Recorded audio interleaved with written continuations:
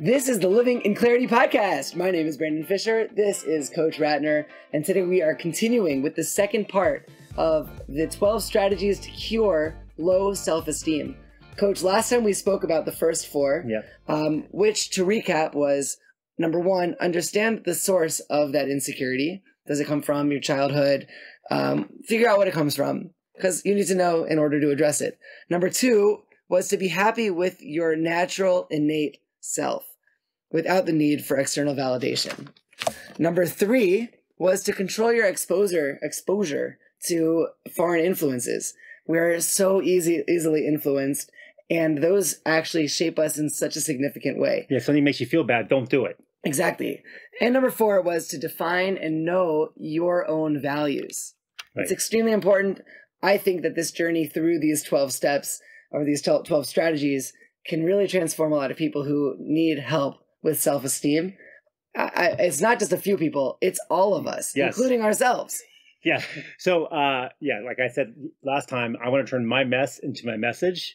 And my goal for all my listeners today is for you to leave these podcasts feeling happier for the rest of your life than you did before you, as long as you're listening to us, before you listen to them. And if you're not, then I failed and we failed. And I know Dan and I do not want to fail. No. We're not doing this to fail. We're doing this to change your lives and make your lives better.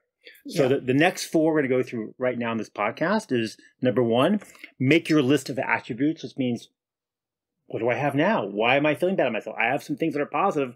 Let me make that list. Is this list of positive? Oh, we'll get into this. Yes. Positive Number attributes. 6, rejection therapy. Go out and get used to getting rejected, and you'll find out you're a much happier person. And number 7, get out of your comfort zone. And number 8, set new goals for yourself that are smart, which we'll get into. Okay, It's very important. Right. Number 1, make a list of your attributes. And I always say that if you want to feel happy and rich, think about all the things you have in your life you can't pay for. Think about it. Like, you can't pay for your relationship. God willing, you have a great relationship with your kids or your spouse or your parents. You can't pay for that. There's no money. Invaluable, of course. How about you wake up in the morning and you open your eyes and you can see?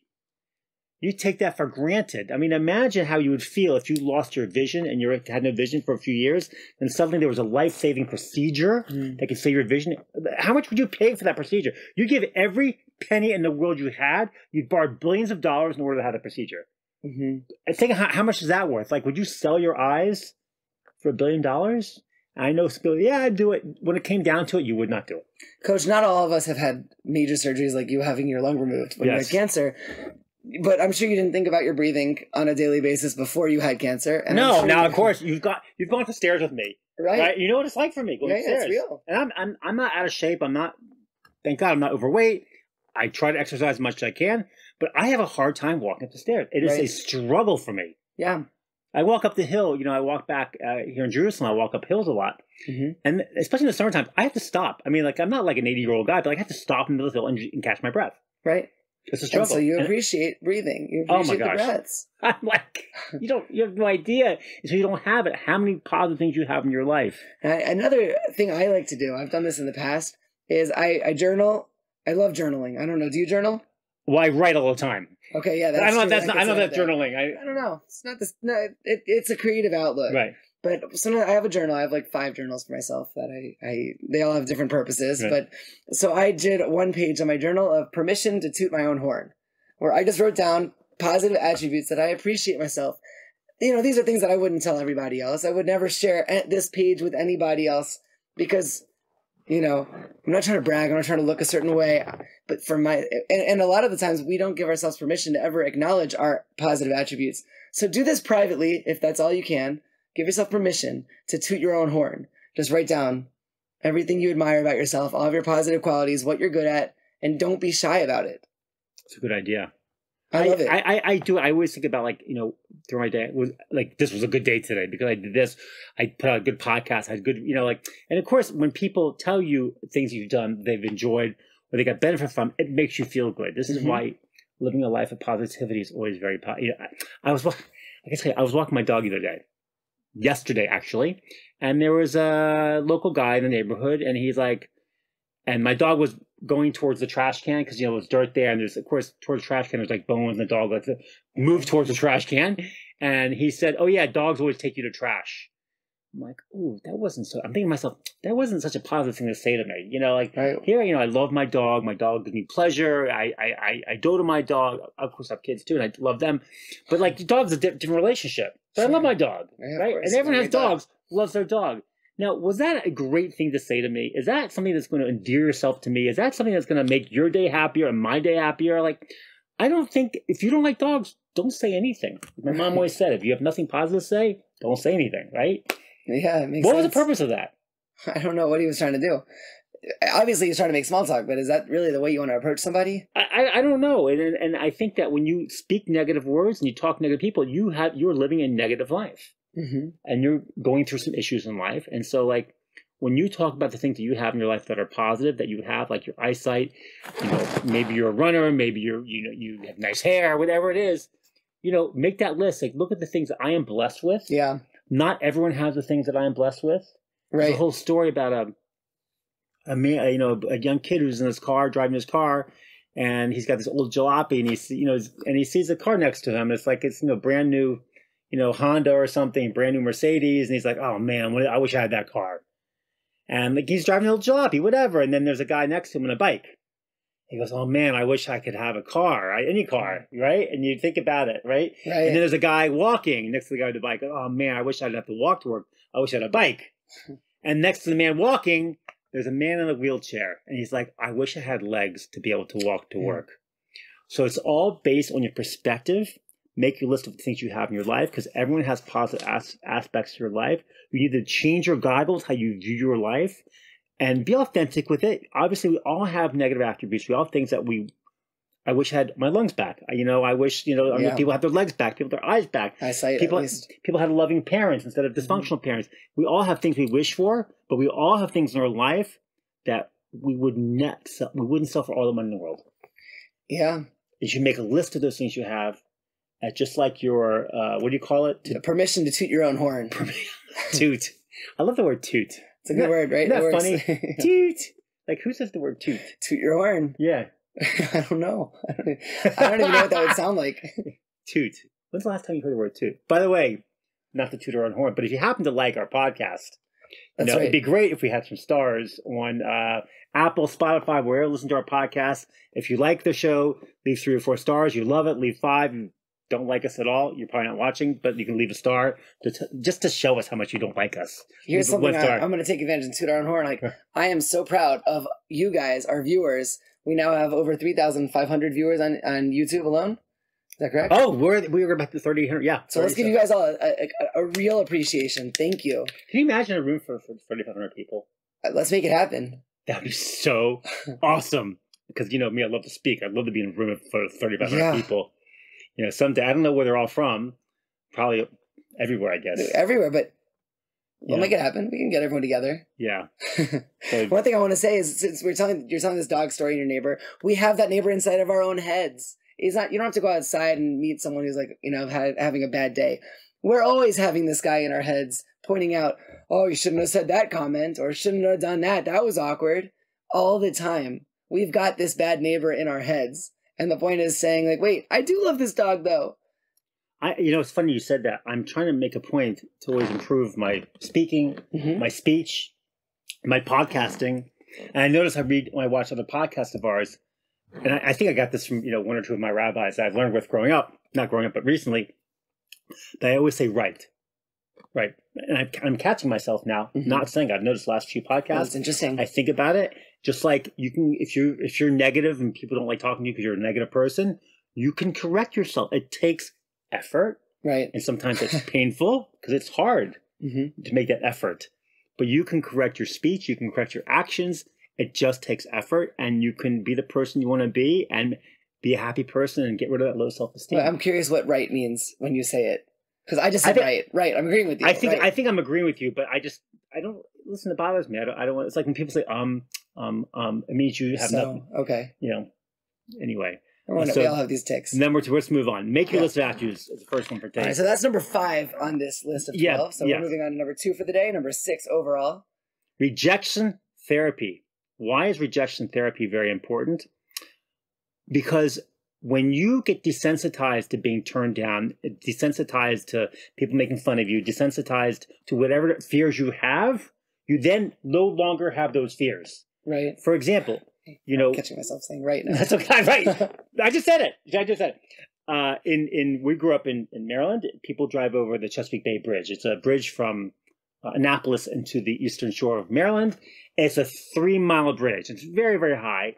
And the Woodrow Wilson Bridge? No, Chesapeake Bay Bridge. Oh, the Chesapeake Bay. Yeah. Yeah. There's the traffic authorities there have people who will drive you over. Wow. Because so many people were scared to drive over the bridge. How do you get rid of that fear of driving over the bridge? You drive over the bridge a lot.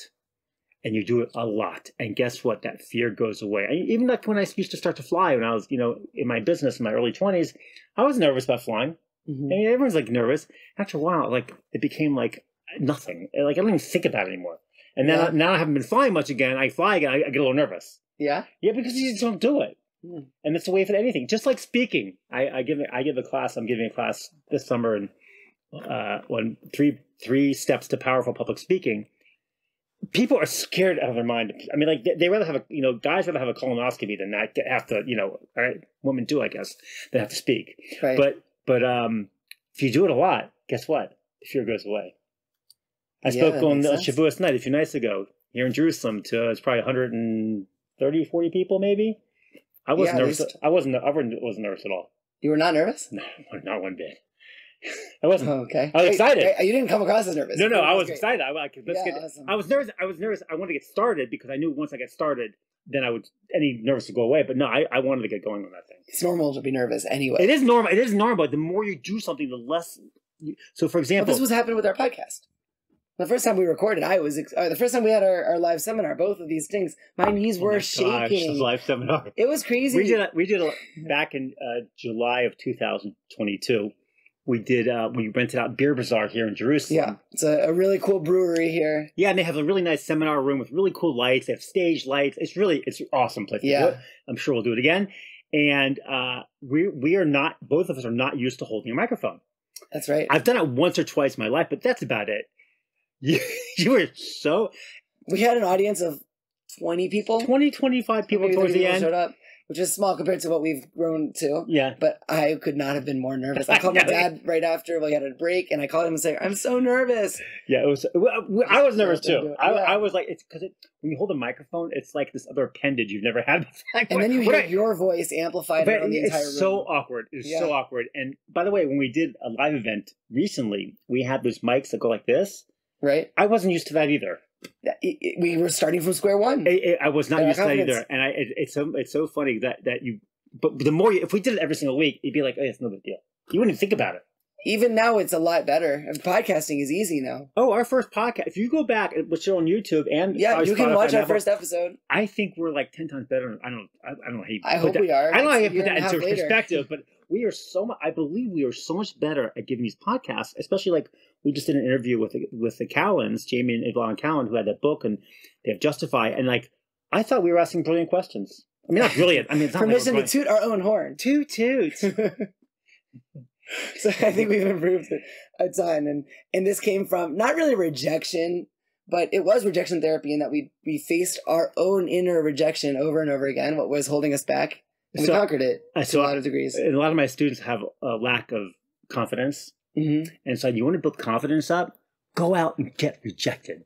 You'll feel good about yourself. You'll gain more confidence. And what I do is I go out and I say hello to everybody. People think I'm a little nuts, but hey, how's it going? Hey, how you doing? Hey, I like that shirt. Oh, that's a cute doggy. Hi, how you doing? Hello. How you doing? I mean, people think you're crazy, but it doesn't matter. It's not about them. It's about obviously you're doing it to say nice things. You don't do nuts within a certain parameter, but people will say hello to you, and you could change their day, make their day better, but you get used to it, and guess what? Your fears go away. You feel better about yourself. You gain confidence. And, I've done a few times is I've been in the, when we used to have tolls in New Jersey, the Turnpike in New Jersey and in Maryland, you had to pay a toll, a quarter. And sometimes I'd go to the toll booth where there's a man. Right. And you get change. I'd say, here's, I think it was like a quarter. I said, here's 50 cents. Pay for the guy behind me also.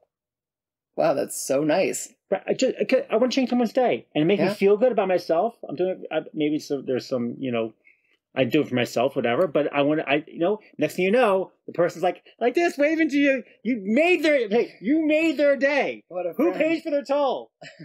Who does that? It's amazing. I've been there in coffee shops where that's happened. Yes. It really does make a difference. It's a huge thing to like. Even if you go to a grocery store and they give you too much change back, it makes you feel good to be honest and say, you overpaid me. Mm-hmm. And it makes you feel good about yourself. Be over nice to the people to the waiters or waitresses. I remember I had dinner recently, and I was talking to the waitress. Where are you from? You're doing such a great job. I go, wow, you're the best waitress I've ever had here. I'm like, make people feel good about themselves, and you feel good about yourself. When you make other people feel good, you feel good about yourself. And you'll notice that they're going to make you feel better also because they're going to like you more. And when people like you more, they're going to give you more reasons to feel good about yourself. I might have mentioned this before of that. When I fly, especially if you're flying overseas, you sit next to somebody and it's like this awkward silence. Like, do I say something to them? Do I not say something to them? Sit next to them or sleep next to them. So I always, as soon as I sit down, hey, how's it going? I'm done. They say, how you doing? And I'm done. Guess what? Once it's taken off, they just cut the edge off the flight. Mm-hmm. They cut suddenly, oh, you said hello to them, and I can do my own thing now. You can talk to them if you want. That's a different thing. But it takes the edge off, doesn't it? Yeah, it does. It does. Because otherwise you're in this situation where you're next to a stranger for, when we're flying to America, 11 hours. Yeah. One more thing, and then we'll move on to the next number. The next tip is for writing. I have on the top of my first draft, bold first draft. Because it's hard you start with a blank page and it is intimidating. I don't know if you experience this. I'm intimidated by a blank page.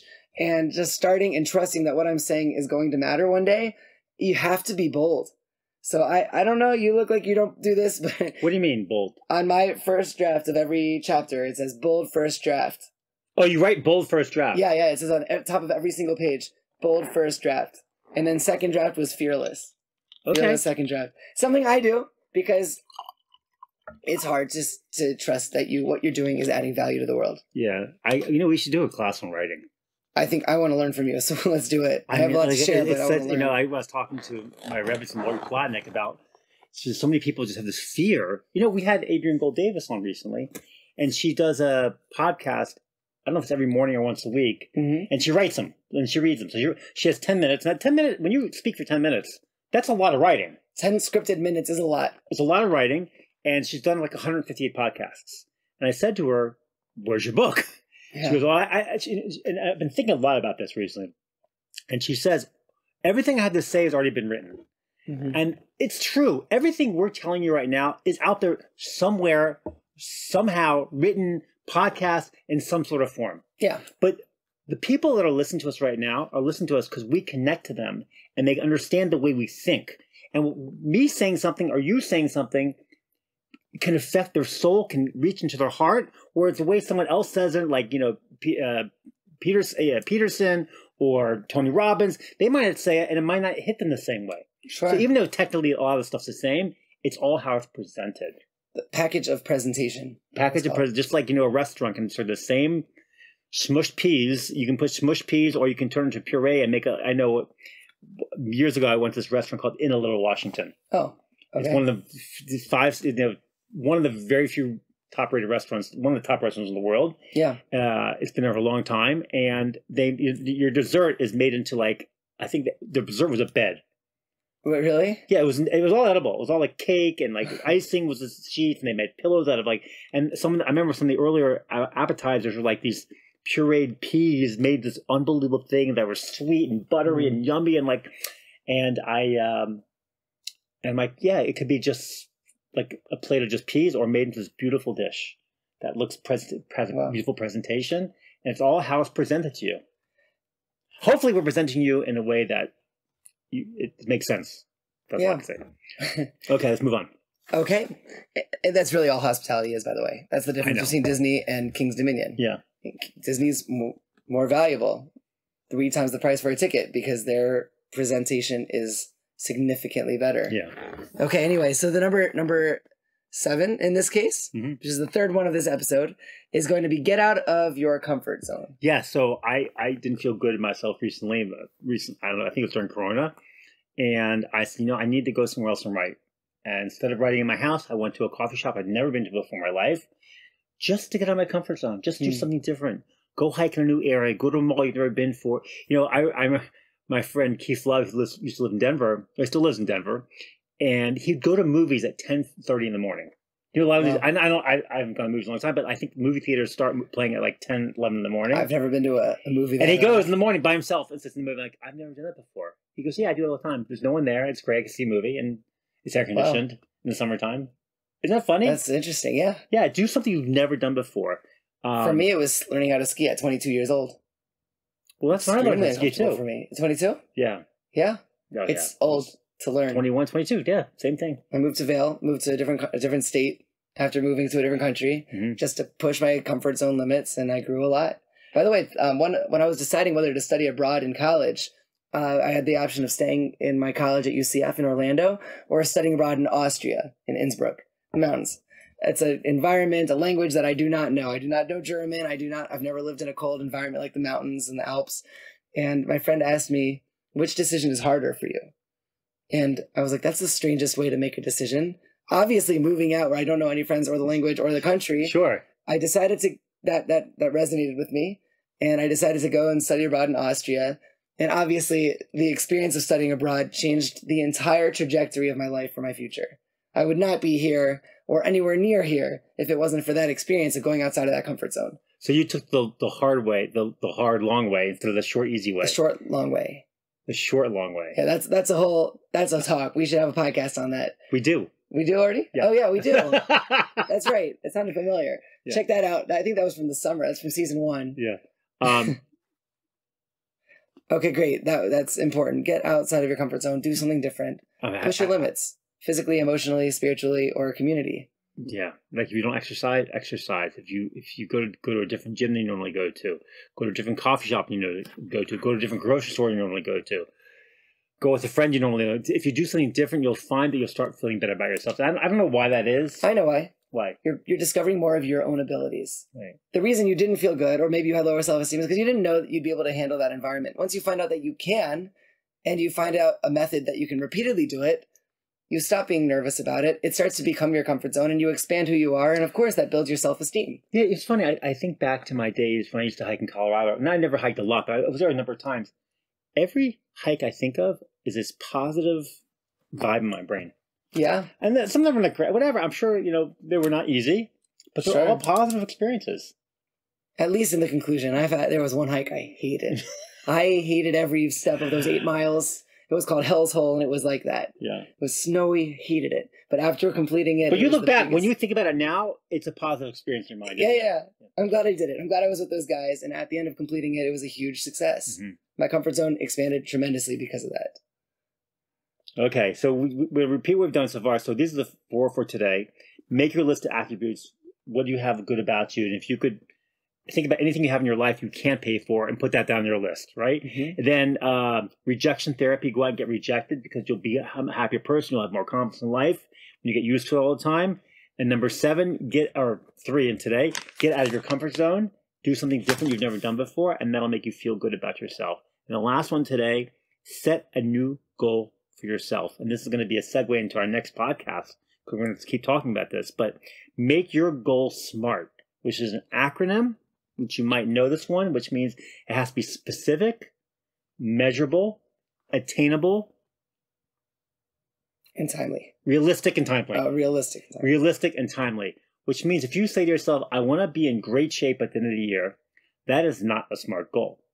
Although you want to be in great shape, you have to make it specific. You say, I want to run a 10K or a marathon by the end of this year. That is a SMART goal. Even better would be, I want to run for 30 minutes, 3 days a week.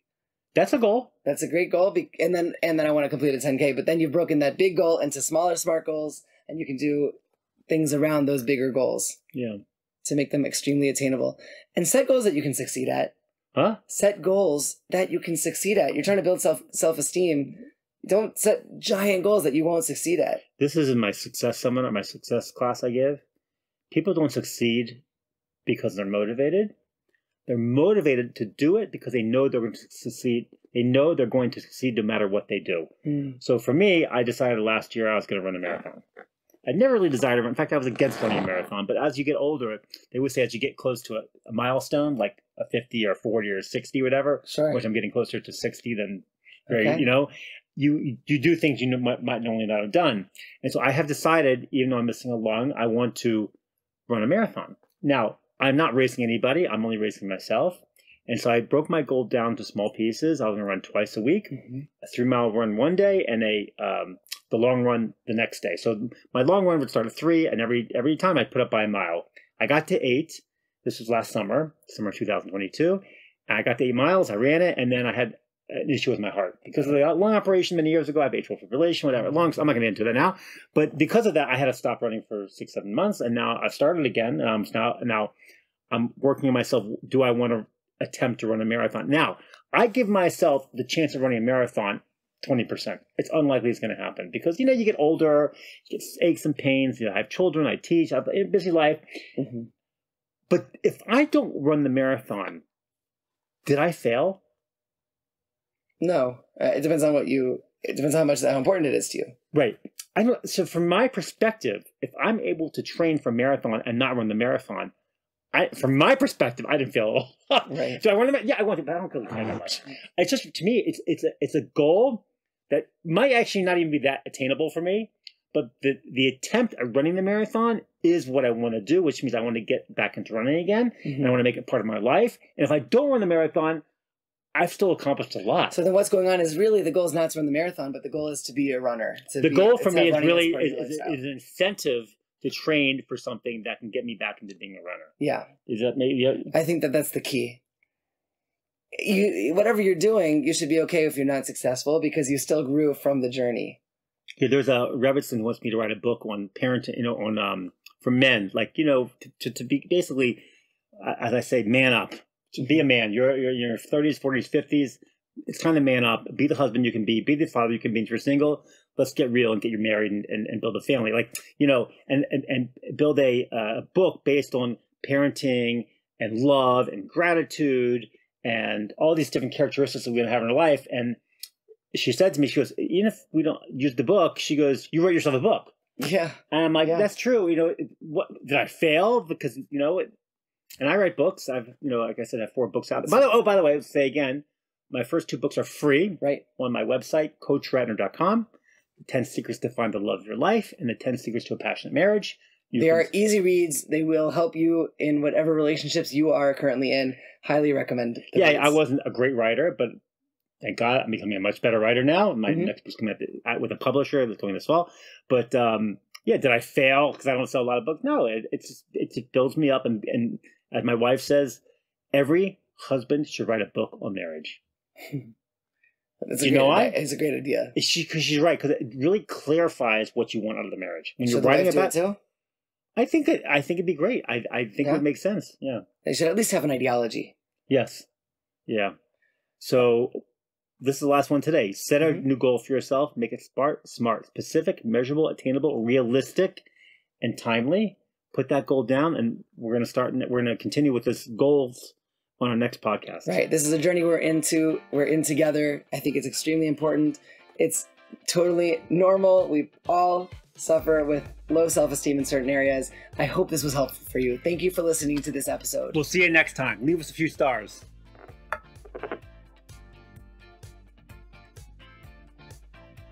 Thanks for joining us on this episode of the Living in Clarity podcast. If you enjoy what you just heard, make sure you like, subscribe, and comment with any suggestions for future episodes. We'll see you next time.